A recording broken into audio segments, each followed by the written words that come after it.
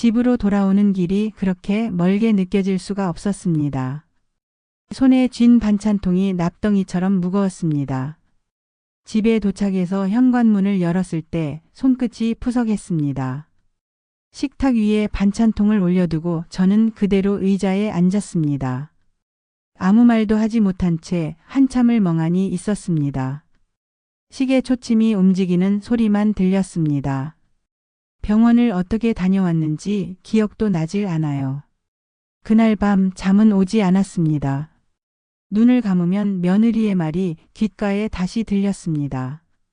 그 나이에 무슨 여행이래, 시어머니는 짐이지. 그 말들이 제 가슴속 어딘가에서 돌처럼 굴러다니다가 결국 제 안의 문을 닫았습니다. 오래된 나무문이 삐걱거리며 천천히 닫히는 소리. 그게 바로 제 마음이 닫히는 소리였어요. 그날 이후 저는 스스로에게 다짐했습니다. 이제 그 누구의 부탁에도 그 어떤 말에도 흔들리지 말자.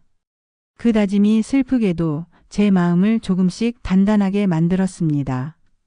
하지만 그 단단함이 나중에는 벽이 될 줄은 그땐 정말 몰랐습니다. 그날 이후 저는 조금씩 제 대답을 바꾸기 시작했습니다.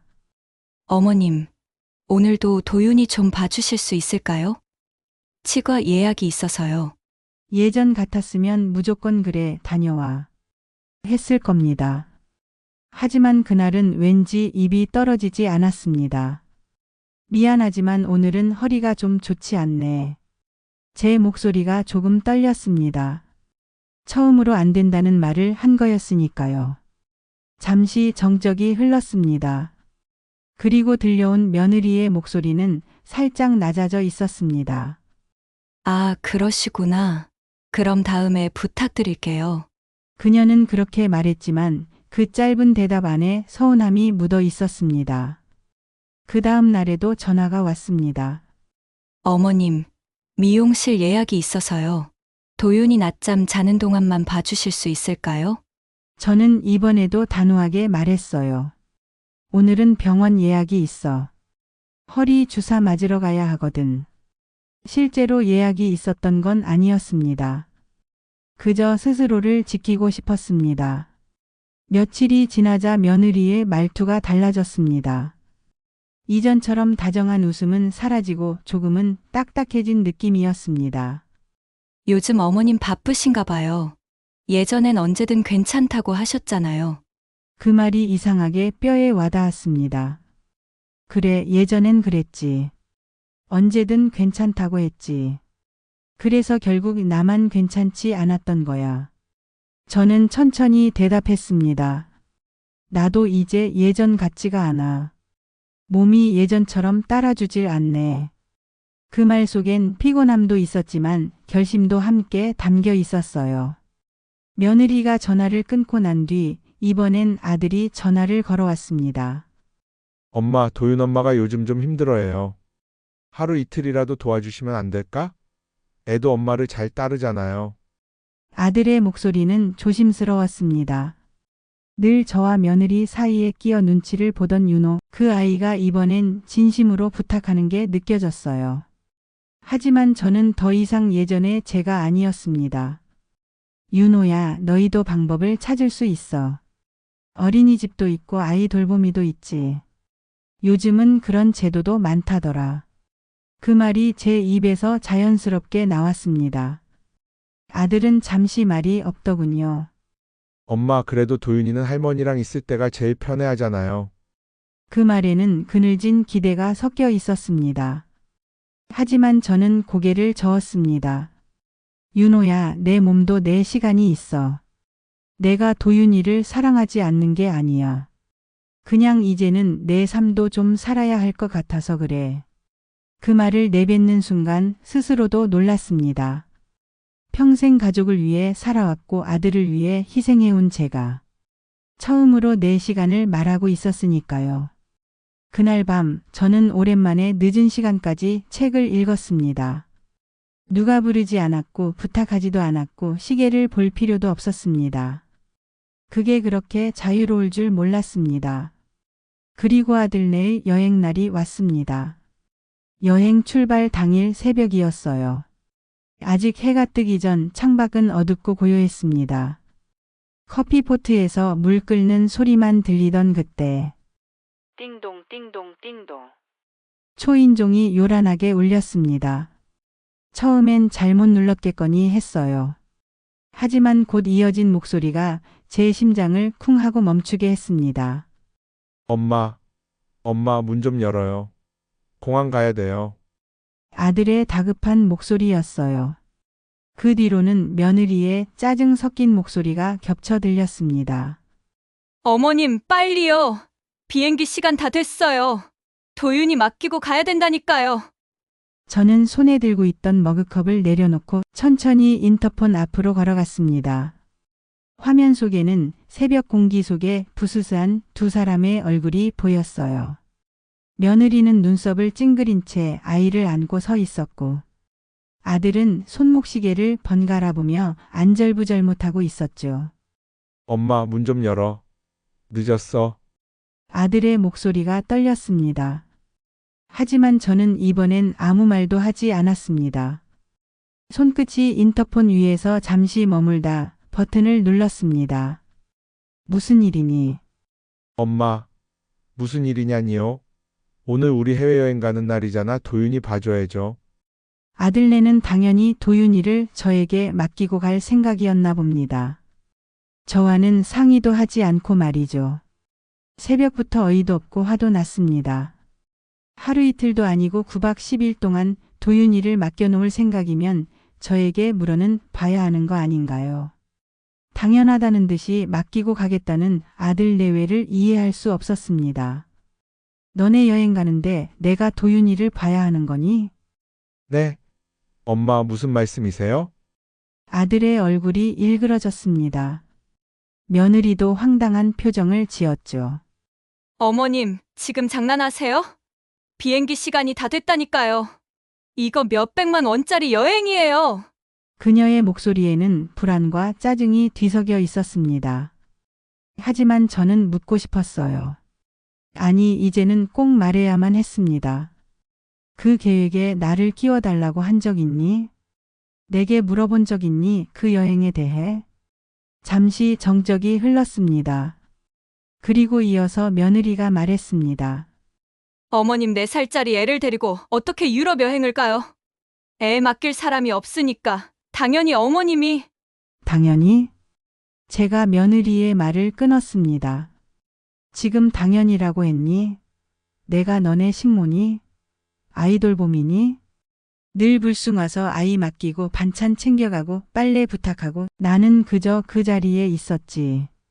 늘 고마워하길 기다렸고 미안하단 말 한마디에 하루가 풀렸어. 그런데 결국 뒤에선 뭐라 했지? 아들은 아무 말도 하지 못했습니다. 며느리는 입술을 깨물며 고개를 숙였습니다. 그때 제 입에서 아주 천천히 그러나 또렷하게 말이 나왔습니다. 그날 우연히 너네 집에 반찬 갖다 주러 갔다가 이야기 소리 들었다. 내가 짐이라며 도윤이 학교 가기 전까지 애 봐줄 사람이 없어서 이사 온 거라며. 현관 앞이 조용해졌습니다. 한참의 침묵이 흘렀습니다. 그러다 며느리가 다시 고개를 들었습니다. 어머님, 그건 오해예요. 그때는 그냥 말이 그렇게 나간 거고 정말 그런 뜻은. 진심이 아니면 그렇게 말이 나가진 않지. 제 목소리는 단단했지만 눈가가 뜨거워졌습니다. 짐이 된다는 게 어떤 기분인지 알아?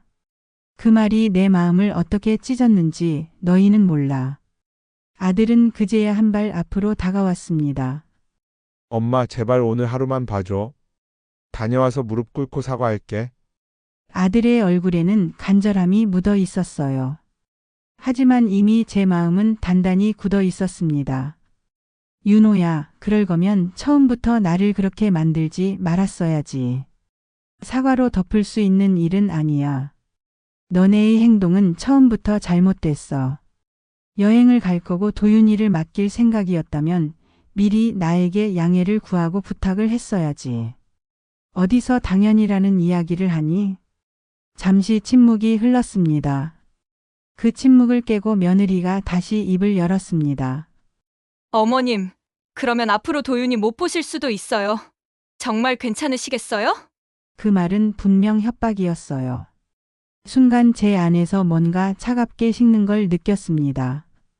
저는 천천히 웃었습니다. 협박으로 관계를 붙잡을 수 있을 만큼 우리 사이가 그렇게 가벼운 줄 알았니? 그 한마디에 현관 앞이 조용해졌습니다. 아들도 며느리도 더는 말을 잇지 못했습니다. 그리고 저는 인터폰을 향해 마지막으로 말을 건넸습니다. 이제는 내 인생의 문은 내가 닫을 거야. 버튼을 눌러 인터폰을 껐습니다. 그 순간 화면이 꺼지며 복도 소리만 희미하게 들렸습니다. 아들의 엄마. 하는 외침, 며느리의 어머님 제발요. 하는 목소리, 그 모든 소리가 점점 멀어졌습니다. 손끝이 떨렸지만 마음은 이상하리만큼 평온했습니다. 문 너머에서 발소리가 오가고 여행 가방 끄는 소리가 들렸지만 저는 더 이상 귀 기울이지 않았습니다. 그날 저는 제 손으로 제 삶의 문을 닫았습니다. 누구의 부탁도 누구의 기대도 아닌 오롯이 제 의지로 닫은 첫 번째 문이었습니다. 그리고 그 문이 닫히는 소리와 함께 내 안에 오래된 울음이 아주 천천히 멈췄습니다. 그날 오후 저는 결심했습니다. 이제 정말 떠나야겠다. 머릿속이 맑아지더군요. 오히려 이상할 만큼 담담했어요. 가방에 지갑과 인감도장을 챙겨 들고 조용히 집을 나섰습니다. 조용한 동네에 가서 제일 먼저 부동산을 찾았어요. 작은 간판이 걸린 김해부동산. 어머님, 어떤 집 찾으세요? 햇살이 잘 들고 조용한 동네였으면 좋겠어요. 혼자 살 거라 크진 않아도 돼요. 오래 살 건 아니고 3, 4년 정도만 지낼 거예요. 해운대에 집이 있는데 당분간은 가고 싶지 않아서요. 사장님은 웃으며 몇 장의 사진을 내밀었습니다. 여기 김해 장유 쪽인데요. 아침 햇살이 참 예쁜 집이에요. 뒤에는 작은 뒷산도 있고 걸어서 시장도 가까워요. 사진 속 집은 단층짜리 작은 주택이었습니다. 거실 창문으로 햇빛이 환하게 들어오고 베란다엔 조그만 화분들이 늘어서 있더군요. 그 순간 마음이 쿵 하고 내려앉았습니다. 마음에 들더라고요. 중개인의 도움을 받아 두 군데의 집을 보고 그중 한 군데가 마음에 쏙 들어 그 자리에서 바로 계약서를 썼습니다. 집으로 돌아오는 길 발걸음이 믿기지 않았습니다. 나 혼자서 이런 결정을 하다니. 오랜만에 스스로를 대견하게 느꼈어요. 집 현관문을 열자 오래된 냄새와 함께 익숙한 정적이 저를 맞았습니다. 이제 이 공간과 잠깐 이별을 해야 한다고 생각하니 조금 아쉽긴 하더라고요. 식탁 위에 반찬통, 창가에 놓인 남편의 사진, 도윤이가 두고 간 작은 자동차 장난감 하나. 그 모든 것이 조용히 저를 바라보는 것 같았어요. 그날 밤 저는 공책을 꺼내서 할 일을 적기 시작했습니다. 짐을 전부 빼지 않고 당장 사용할 물건들만 조금 옮기고 두 집 살림을 하려고요. 이사 준비, 주소 변경, 화분 포장, 사진 몇 장 챙기기. 글씨가 조금 떨렸지만 오랜만에 제 손으로 제 인생을 정리하는 기분이었습니다. 짐을 싸면서 가장 먼저 손에 잡힌 건 남편의 웃는 얼굴이 담긴 작은 사진이었어요. 프레임을 닦으며 중얼거렸습니다. 여보, 나 이제 진짜 나답게 살아보려 해요. 그 다음엔 오래된 냄비 서너 개, 매일 아침 끓이던 주전자, 손때 묻은 찻잔을 하나씩 박스에 넣었습니다. 그 어떤 물건보다 오래 저를 위로해주던 친구들이었거든요. 마지막으로 화분들을 정리했습니다. 이 집에서 저를 위로해준 초록 친구들이라 하나도 버릴 수가 없었어요. 이 아이들도 같이 가야지. 조심스레 뿌리와 흙을 고정해 신문지로 감싸며 속삭였습니다. 밤이 깊어가고 거실엔 상자들이 하나둘 쌓였습니다. 간단한 가전제품과 옷까지 몇 점 정말 필요한 물건들만 챙겼습니다. 그 모습을 보며 묘하게 후련했습니다. 이사 전날 밤 저는 흰 종이를 꺼냈습니다. 그리고 아주 천천히 글씨를 썼습니다. 나는 더 이상 누군가의 시중드는 사람이 아닙니다. 이제는 한 사람으로 살겠습니다. 글을 다 쓰고 나서 한참 동안 그 종이를 바라봤어요. 그리고 현관문 안쪽에 조심스럽게 붙였습니다. 문을 닫는 손끝이 조금 떨렸지만 마음은 이상하리만큼 고요했습니다. 다음 날 아침 이삿짐 트럭이 도착했습니다. 기사님이 물었죠. 어머니 다 챙기셨죠? 네, 다 됐어요. 그 말이 입에서 나오는 순간 정말 모든 걸 내려놓은 기분이 들었습니다. 집을 나서기 전 마지막으로 거실을 한번 둘러봤습니다. 햇살이 베란다를 스치고 빈 벽에 그림자가 흔들렸습니다. 남편이 저에게 남겨준 이 집을 팔지는 않지만 잠시 이별해야 했고 이 이별이 아들 내외 때문이라고 생각하니 씁쓸하더라고요. 그리고 문 앞에 혹시나 아들 내외가 찾아올 걸 대비해서 메모 한 장을 남겨놨죠. 며칠 뒤 아들과 며느리가 제 집을 찾아왔습니다. 그날은 아침부터 해운대 바람이 유난히 거셌다지요. 두 사람의 얼굴엔 피로와 당황이 뒤섞여 있었습니다. 엄마, 어머님, 몇 번이고 초인종을 눌렀지만 안에서는 아무런 인기척도 없었습니다. 현관문은 굳게 닫혀 있었고 그 문틈 사이로 먼지만 살짝 흘러나왔을 뿐이었죠. 아들은 혹시나 하는 마음에 전화를 걸었습니다. 신호는 가는데 안 받으시네. 그의 목소리는 점점 낮아졌습니다. 며느리는 손에 들고 있던 여권을 꽉 쥐었어요. 어머님, 진짜 이러실 줄은 몰랐어요. 그녀의 목소리에는 초조함보다는 당혹감 그리고 살짝의 두려움이 섞여 있었습니다. 그때 복도 끝에서 청소하시는 아주머니 한 분이 걸어오셨습니다. 두 사람을 보며 조심스럽게 말을 꺼냈죠. 혹시 302호 찾으세요? 네. 우리 어머니요. 연락이 안 돼서요. 청소 아주머니는 빗자루 손잡이에 몸을 기대며 말했습니다. 며칠 전에 이삿짐 차가 왔었어요. 다 치우고 나가시던데요. 아들과 며느리의 얼굴이 동시에 굳었습니다. 이사요? 네. 그날 혼자서 짐을 나르시더라고요. 화분 몇 개랑 상자 몇 개뿐이라 금방 끝났어요. 현관에 붙여두고 나가시던데. 그거 아마 아직 있을 거예요. 두 사람은 청소 아주머니의 말을 듣고 그 메모가 자신들에게 남겨진 거라걸 알고 메모를 집어들었습니다. 그 종이에는 제 글씨로 이렇게 적혀 있었어요. 나는 너희 시중드는 사람이 아니다. 이제는 엄마가 아닌 한 사람으로 살겠다. 찾지 말아라. 짧고 단호한 문장이었습니다. 그 한 문장에 지난 수십 년간 눌러왔던 제 감정이 모두 담겨 있었죠. 그건 분노도 원망도 아닌 선언이었습니다. 누구의 어머니로 누구의 시어머니로 살아온 인생을 마감하고 오롯이 나로 돌아가기 위한 마지막 인사였어요. 아들은 그 종이를 한참 바라보다가 손끝으로 종이 모서리를 떨리는 손으로 쓸어내렸습니다. 입술을 달싹이며 겨우 한마디 했죠. 엄마가 정말 떠나셨네. 며느리는 말이 없었습니다. 손끝으로 흰 종이를 가리키며 낮게 중얼거렸습니다. 진짜 이렇게까지 하실 줄은 몰랐어요. 그녀의 눈가가 살짝 붉어졌지만 눈물은 끝내 떨어지지 않았습니다. 후회와 허망함, 그리고 뒤늦은 깨달음이 뒤섞인 표정이었죠. 그날 이후 저는 아들 내외의 번호를 차단했습니다. 전화도 문자도 오지 않더라고요. 천륜을 끊을 순 없지만 당분간 그 아이들을 보고 싶지 않았어요. 물론 우리 손주 도윤이는 계속 눈에 밝혔습니다. 어린아이가 무슨 죄가 있나 싶기도 했지만 며느리가 너무 괘씸해 손주가 보이지 않았어요. 그들의 여행은 결국 취소되었다고 해요. 몇백만 원의 수수료를 물어야 했다고 들었어요. 하지만 이상하게도 그 소식을 듣고도 마음이 흔들리지 않았습니다. 오히려 아주 오래 묵은 짐 하나를 내려놓은 기분이었죠.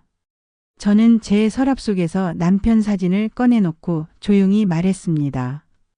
여보, 이제 진짜 끝냈어요. 나 이제 자유야. 남편의 미소 속에서 오랜 시간 억눌렸던 제 삶이 조금씩 풀려나갔습니다. 그날 밤 저는 오랜만에 창문을 활짝 열었습니다. 김해의 바람은 해운대보다 한결 부드러웠습니다. 그 바람 속에서 저는 새로 산 머그컵에 따뜻한 차를 따라 마셨습니다. 그리고 속삭였죠. 이제 나를 위해 산다. 그렇게 제 인생의 긴장이 닫히고 마침내 한영이라는 이름으로 다시 시작된 인생이 열렸습니다. 이사한 지 사흘째 되던 아침이었습니다. 햇살이 커튼 사이로 살짝 스며들어 방 안을 부드럽게 감쌌습니다. 저는 새집 베란다 창문을 천천히 열었어요. 김해의 공기는 해운대보다 한결 포근했습니다. 소금기 섞인 바람 대신 땅 냄새와 흙내가 섞인 따뜻한 공기가 들어왔죠. 작은 전기포트에 물을 올리고 머그컵에 커피를 한 스푼 넣었습니다. 누군가의 전화를 기다리며 서 있던 해운대의 주방이 아니라 이제는 오롯이 제 시간 안에서 움직이는 주방이었거든요.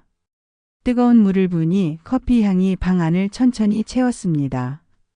그 향이 새로 산 커튼에 스며들고 창가에 둔 화분들 사이로 잔잔히 퍼져나갔어요. 그래, 이게 내 아침이지. 작게 혼잣말을 하며 베란다 의자에 앉았습니다. 작은 뒷산에는 연두빛 싹들이 막 올라오고 있었습니다. 아직 봄의 문턱이라 공기가 서늘했지만 그 산빛은 따뜻했어요. 골목 아래쪽에서는 강아지 2마리가 서로를 쫓으며 뛰어다녔습니다.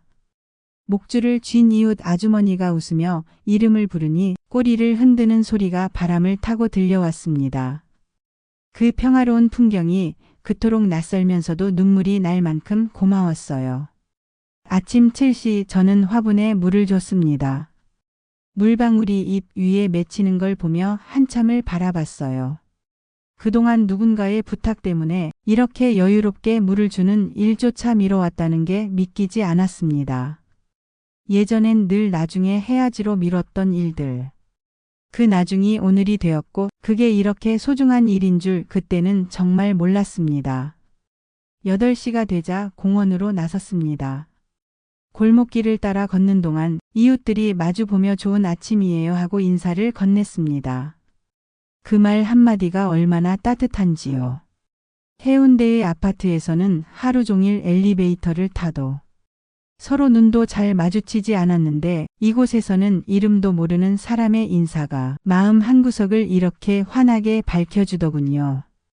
공원은 그리 크지 않았습니다. 벤치 몇 개, 작은 연못, 그리고 운동기구 몇 개. 하지만 그곳엔 참 많은 것들이 있었습니다. 가벼운 웃음, 뛰어노는 아이들의 발소리, 그리고 사람 냄새. 저는 나뭇잎 사이로 새어드는 햇빛을 보며 천천히 걸었습니다. 그 빛이 제 어깨 위에 살짝 내려앉는 순간 마치 오래된 짐 하나가 풀리는 듯 했어요. 집으로 돌아오는 길, 동네 빵집에서 갓 구운 단팥빵 하나를 샀습니다. 빵을 반으로 갈라 뜨거운 커피와 함께 베란다에서 먹었죠. 달콤한 팥향이 퍼지자 이게 바로 여유구나. 저도 모르게 웃음이 났습니다.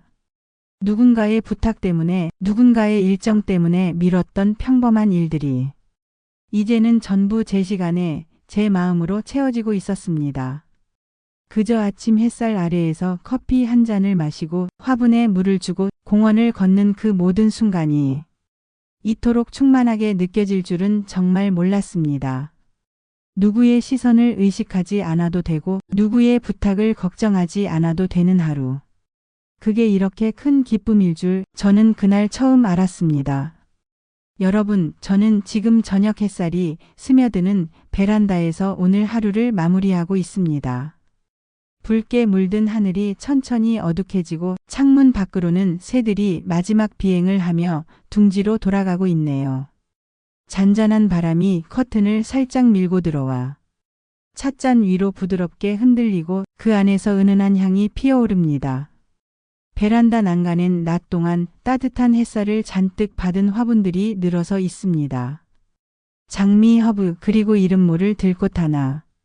하루 종일 햇빛을 머금은 잎사귀들이 서로에게 작게 인사를 건네는 듯 반짝이고 있어요. 그 모습을 보며 저는 차를 한 모금 마셨습니다. 따뜻한 온기가 목을 타고 천천히 내려가며 오늘 하루의 고요가 제 마음에도 스며듭니다. 내일 일정 아침 산책, 오후 요가, 저녁 독서. 짧고 간단한 글씨지만 그 모든 약속이 오롯이 제 이름으로 적혀 있다는 게 얼마나 큰 의미인지 몰라요. 누구의 부탁이 아닌, 누구의 일정에 맞춰진 것도 아닌 나를 위한 약속이니까요. 오늘의 사연 어떠셨나요? 누군가의 부탁이 일상이 되어버렸다면 제 이야기가 작은 용기가 되길 바랍니다. 여러분의 생각도 들려주세요. 댓글로 남겨주시면 꼭 읽겠습니다. 구독과 좋아요는 저에게 큰 힘이 됩니다. 그럼 오늘 하루도 건강하고 행복하세요. 감사합니다.